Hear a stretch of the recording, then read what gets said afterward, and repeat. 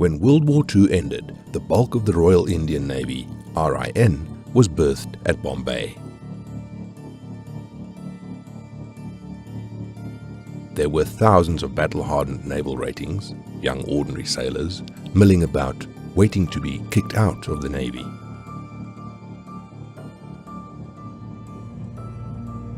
The many shore establishments of RIN in Bombay were overcrowded with shoddy living and working conditions. I am in the RIN since 12 years.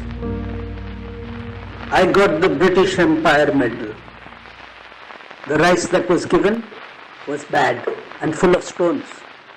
The atta was old. The meat supplied was stale. Extract from the report of the 1946 RIN Mutiny Inquiry Commission. 300 ratings of the draft reserve had been accommodated in HMIS Talwar in accommodation meant for 120. Besides this, there were about 700 other ratings in the establishment under training, and there was considerable overcrowding.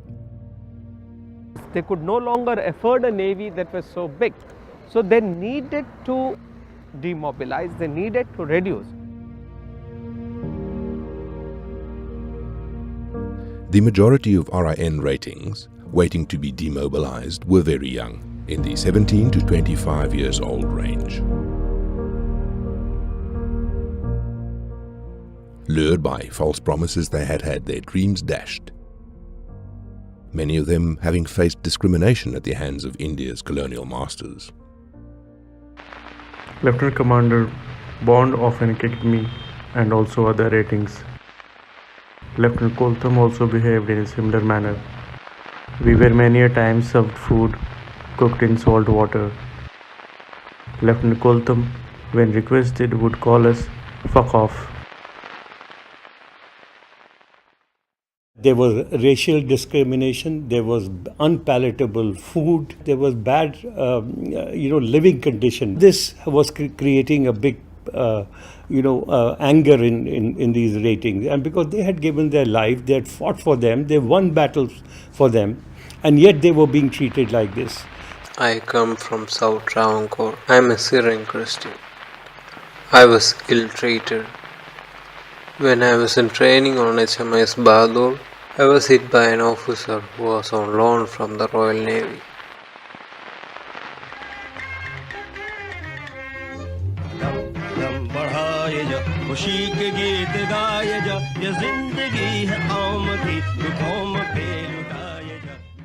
The world around these agitated young Indians was changing, and they realized that their country was on the cusp of great change. The young sailors of the RIN felt they were playing no part in hastening the freedom that was to come.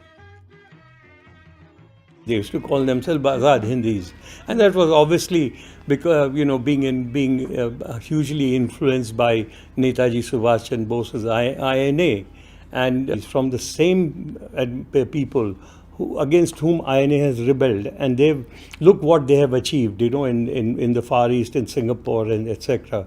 And all this made them, eager to do something for and contribute to freedom movement, the independence movement, and this escalated everything. On 30th November 1945, certain slogans were written in places in HMIS Talwar in anticipation of the Navy Day celebrations. They pulled down the flags, the British flags, and signed, and wrote everywhere "Down with the British" and "Kill the British" and "Quit India," etc. They repeated this again in the sometime in January. The authorities took every precaution to prevent slogan writing and sabotage. Night patrol was intensified. Floodlights were mounted on the parade grounds. We could feel the tension as darkness descended on the Talwar.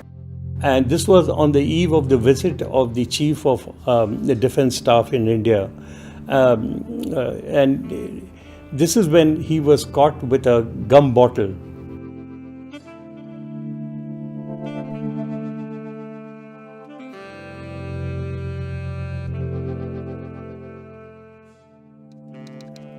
On 16 February 1946, leading telegraphist B.C. Dutt was summarily tried by the order of the Flag Officer Bombay, and a report on this matter was sent to the NHQ.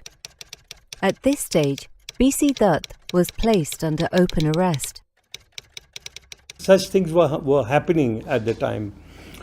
Of course, the numbers increased with time, and it became a group of 400 to 500 people. And they could gradually influence the rest of the signal school and the other shore establishment within Bombay. Mahatma Gandhi's famous Dandi March. The salt touched everyone's daily life. All India was aroused. This gave us the idea we should take on that aspect of barrack life which concerned all the ratings. We decided to incite the ratings on the Talwar against bad food. They must refuse to eat.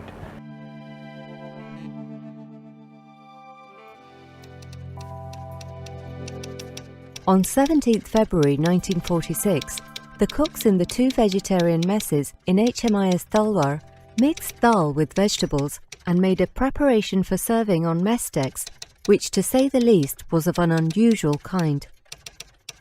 The ratings in those 2 messes refused to eat food on the ground that it was uneatable. In Navy, when more than 3 people protest on the same subject, that becomes a mutiny. There were so many mutinies during the war, 9 mutinies between 42 to 45.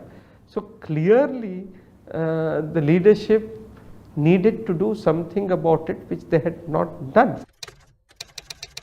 On the morning of the 18th of February, breakfast was refused by a very large number of ratings on HMIS Talwar. They started making a noise and shouting slogans and declined to fall in for parade. Even when the bugle was sounded, they didn't get up. When they came out, they just came out shouting, "No food, no work."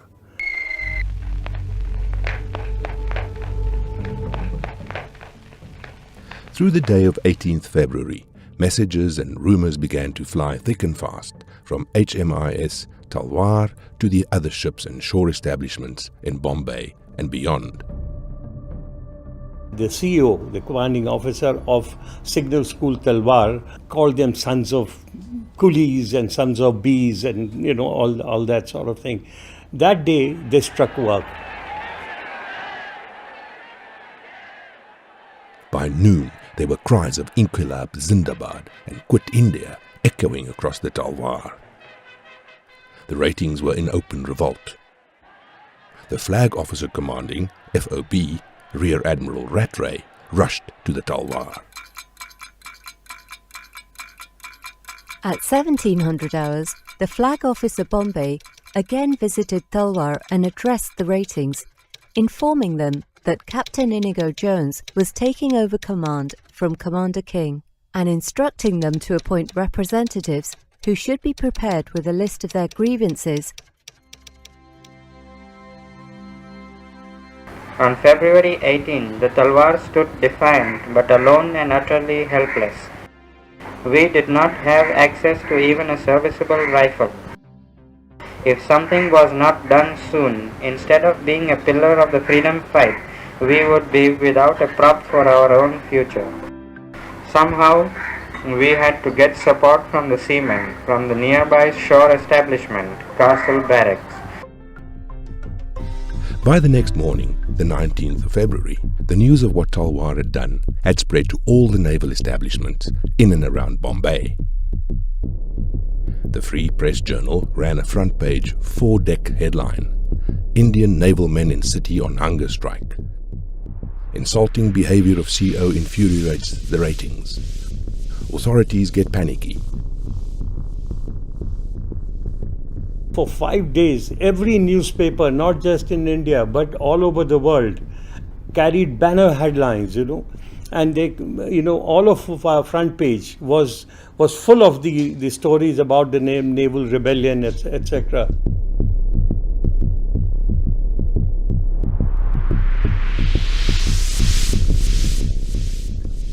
Ratings began to pour out of RIN establishments, till there were 10,000 of them marching towards the harbour. They boarded RIN ships, and on each ship the white ensign of the Union Jack was pulled down. Through the morning, these charged-up young sailors went around the nearby areas of Bombay, calling on shops to down shutters. European establishments that did not comply became outlets of their anger. British symbols, signs and flags were targeted. The ratings gathered on the parade ground of HMIS Talwar. By sundown on February 19, the Talwar was no longer alone. Nearly 20,000 ratings from all the 11 shore establishments in Bombay and all the ships in the harbour had hauled down the Union Jack. What was happening on the ground and at sea in Bombay caught the British unprepared. The fears and nightmares from 1857, almost a century ago, were being revisited, as not just naval establishments, but army and air force units across British-ruled India began to stir in sympathy with the ratings in Bombay. It spread across, nearly 100 ships and shore establishment, 20,000 sailors. That was almost 2/3 of the Navy's strength at that time. When the call for strike went from HMIS Talwar, each and every ship and shore establishment of the Royal Indian Navy in Bombay rose against the British. It lit a fire that raced across the country. It was a moment pivotal in history, to be remarked only for its absence in the years to come. So the RIN revolt was a great reminder to the British that once ideas of sedition, rebellion, revolt, Indian nationalism, once they reach the services, the army, the navy, the police, the bureaucracy, there is absolutely no way in which the British can stay in India. With 20,000 ratings on strike, involving almost every RIN ship in Bombay harbour and every RIN shore establishment in its vicinity, a central authority was needed to coordinate matters and lead the strike. They sat together and elected a body. A Muslim, MS Khan, was made the president. Madan Singh was vice president. There were there were 15 people. Their aim was to actually give the navy to the independent in India on a platter and say, here you are. We are no more British Navy. With the dawn of the 20th February in Bombay, it was the first big day in command for the strikers. The ratings were now organized with a strike committee directing affairs. The British authorities were tense, having been taken by surprise, facing such an unexpected resistance from such lowly placed sailors.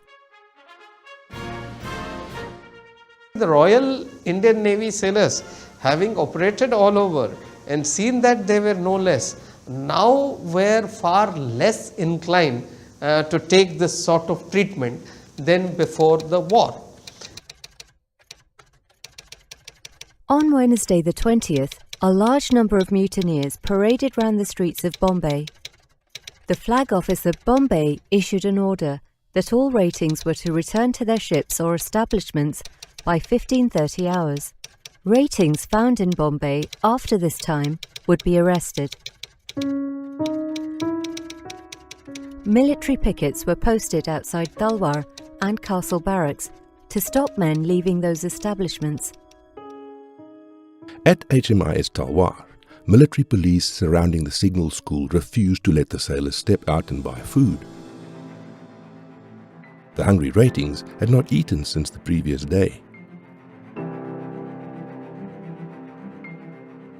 Tensions rose as the desperate seamen broke open the family canteen and started shouting anti-British slogans. The military police opened fire, further enraging the striking ratings. They broke open the armory, grabbed guns and fired back.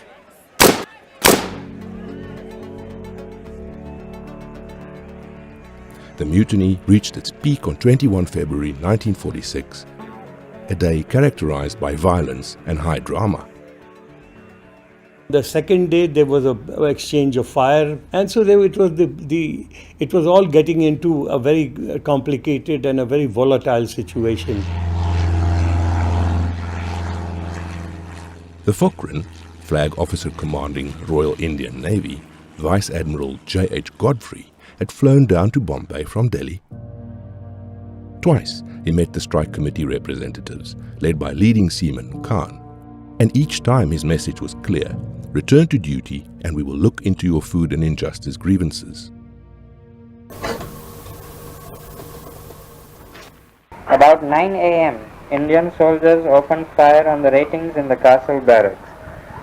With the first shot, the resolution of non-violence went up in smoke. The ratings rushed to Action Station. Years of training had prepared them for that.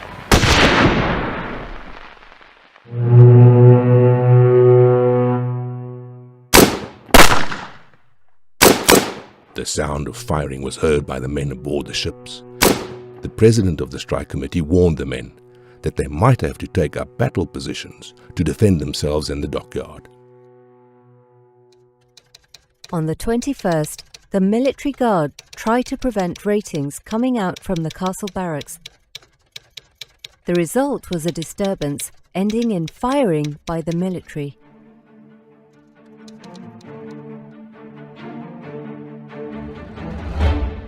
Across naval establishments, ratings broke open armories, collected arms and ammunition to take up battle positions. So the intentions of the sailors at that time, or their resentment or anger at the imperial symbols, is quite palpable and evident. As the strike spread across the RIN establishments, the ratings were facing the prospect of fighting their war of independence on empty stomachs. The British thought that they would starve them and they would put them without water, and then they would surrender. Ordinary people from Bombay had been gathering around the Gateway of India, carrying food packets.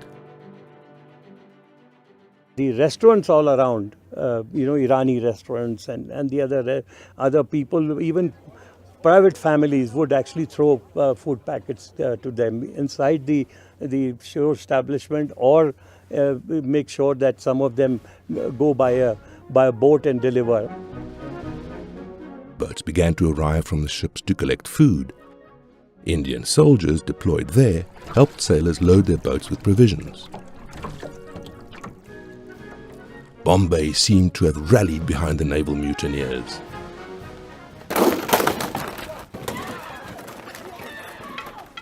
The sound of gunfire broke out again. This time, a young signaller on the roof of Castle Barracks was seen sending a message with flags that the British troops were attacking them from all sides, and they were answering bullet for bullet.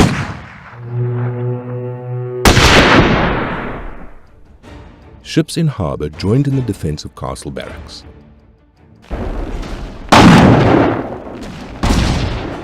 The Punjab opened up from the 12-pounder mounted on deck and followed it up with concentrated fire from the Hurricane and anti-aircraft guns. Some 120 rounds were fired. The HMIS Ord opened with her 12-pounder. When Castle Barracks came under attack, the Central Strike Committee shifted the operational headquarters to HMIS Narbada, the most modern sloop of the RIN.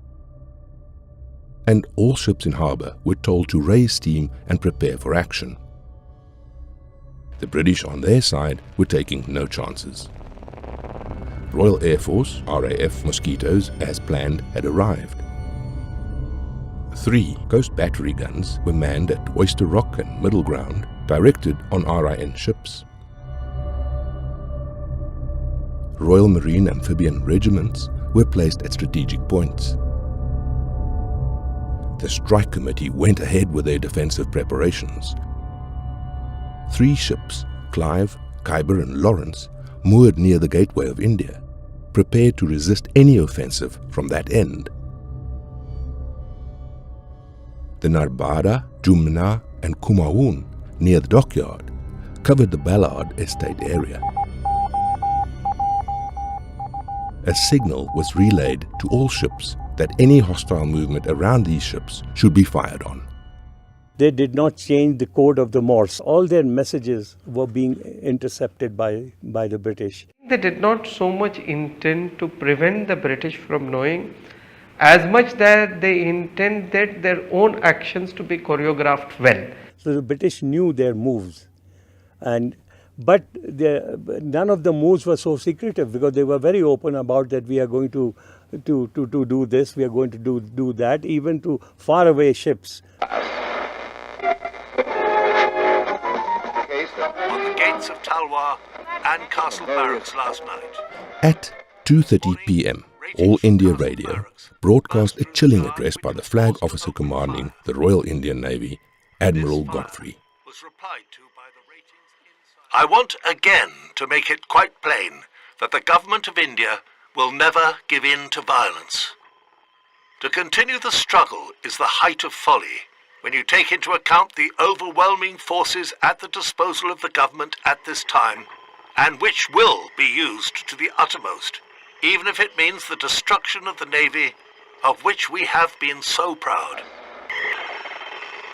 In some ways, it was a direct reflection of his leadership of the Indian Navy. I mean, after all, any navy that has a mutiny has to think seriously. And he blotted his copybook by talking of destruction. By now, news was trickling in from other parts of India, where not just RIN establishments, but even Air Force and Army units were proving to being restive. An RAF squadron, which had been ordered to proceed to Bombay, was grounded at Jodhpur when every aircraft mysteriously developed engine trouble. In Karachi, an intense battle had ensued between HMIS Hindustan in harbour and the British forces on land.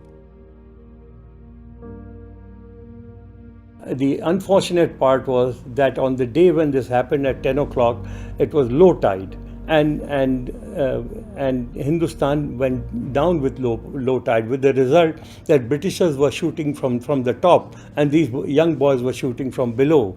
So they were at a massive disadvantage, and therefore a whole lot of them were killed.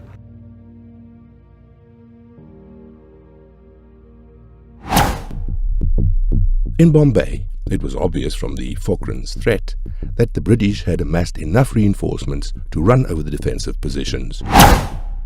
General headquarters in Delhi had announced strong naval and military reinforcements are on their way to Bombay, Karachi and Pune. In London, Prime Minister Attlee announced that 7 battleships, including HMS Glasgow, anchored at Trincomalee, were heading full steam to Bombay. Hearing of the imminent arrival of the HMS Glasgow, the mood amongst the ratings was grim, and it was under the shadow of this threat that the strike committee met to review the situation, discuss future plans, and most importantly, issue a statement to the press. The Free Press Journal carried this appeal from the ratings to the national political leaders. We appeal to you all, particularly to the leaders of the Congress, Muslim League and Communist parties. Use all your might to prevent the bloodbath in Bombay. We await your reply.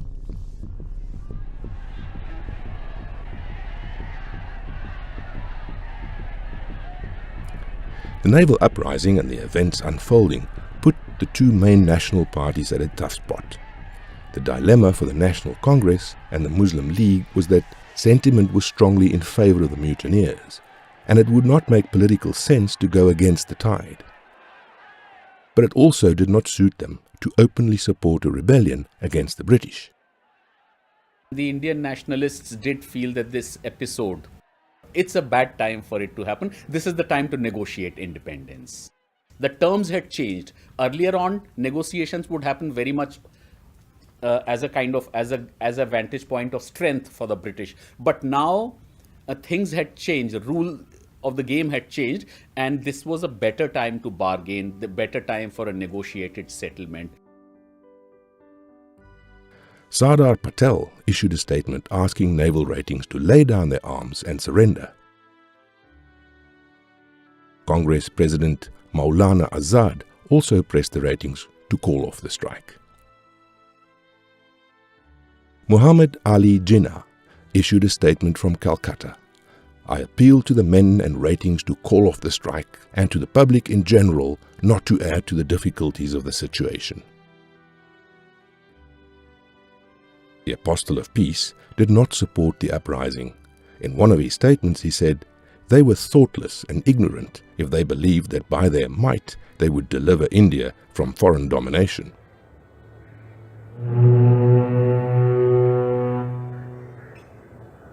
On February 22nd, Bombay woke up to what would become the bloodiest day of the naval mutiny.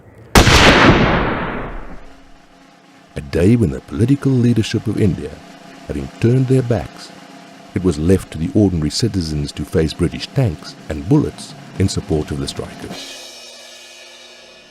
The previous day, the Communist Party of India had issued a call to observe Hartal in support of the strikers. There was a great deal of communist support for it. They mobilized people, and that mobilization definitely played a role. There was a psychological moment for the Indian communists, end of the war, victory of the Allied forces, victory of the USSR, this whole narrative that the forces of fascism have been defeated by socialism. So this was a great moment. Also, weakening of British imperialism. So they felt that the time is ripe now for a big overthrow of the British rule. At about 11 a.m., a message from the Cochrane was delivered to the ratings over a loudhailer. They were told that the army had assumed control in Bombay. By then, it went around all over Bombay that these boys, a whole lot of them were killed, and that in no time, these innocent boys who were only protesting for the independence of the country will be killed. In a show of strength, a formation of RAF aircraft flew over the harbour at 2:20 p.m. The ratings had been told that the aircraft would not take any offensive action provided no action was taken against them.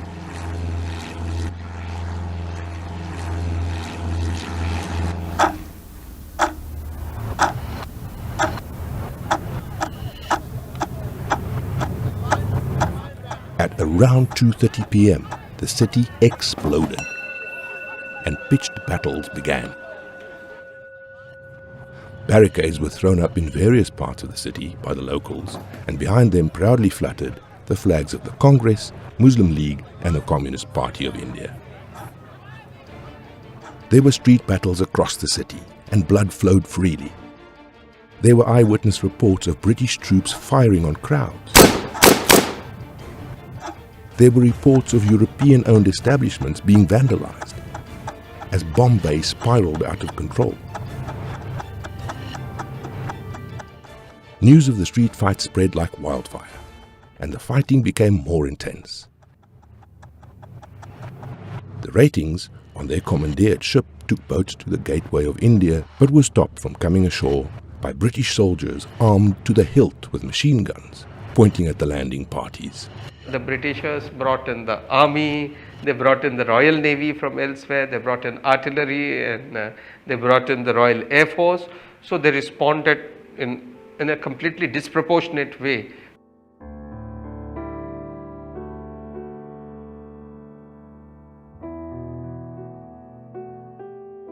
Bombay was left scarred, with the death toll in the clashes being the highest recorded for the times.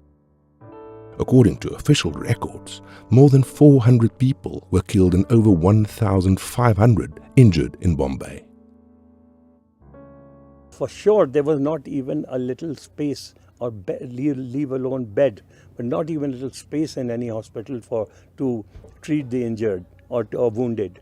And surely this figure is fudged. There were civilians. It was a complete mayhem on the streets of Bombay. Reality stared the striking ratings in the face. With the national parties not ready to back them, with the prospect of an all-out bloody war, which could have only one possible outcome, the uprising of the RIN was doomed to die. the president of the strike committee, M.S. Khan, read out the message from Sardar Patel.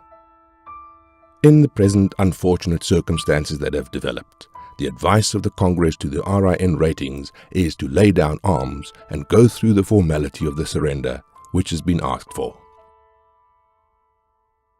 The Muslim League too had similar messages for the Muslims amongst the strikers.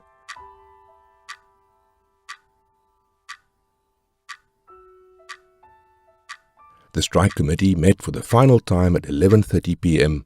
of 22nd February 1946. They had to decide on whether to surrender or not. British naval authorities had given a deadline of 6:30 a.m., after which full military force would be used against them. It was nearly 6, with barely half an hour to the deadline, that the decision to surrender was arrived at. A signal was sent. To the General RIN, all ships hoist black flag, remain quiet on board, will endeavour to send rations. It was all over.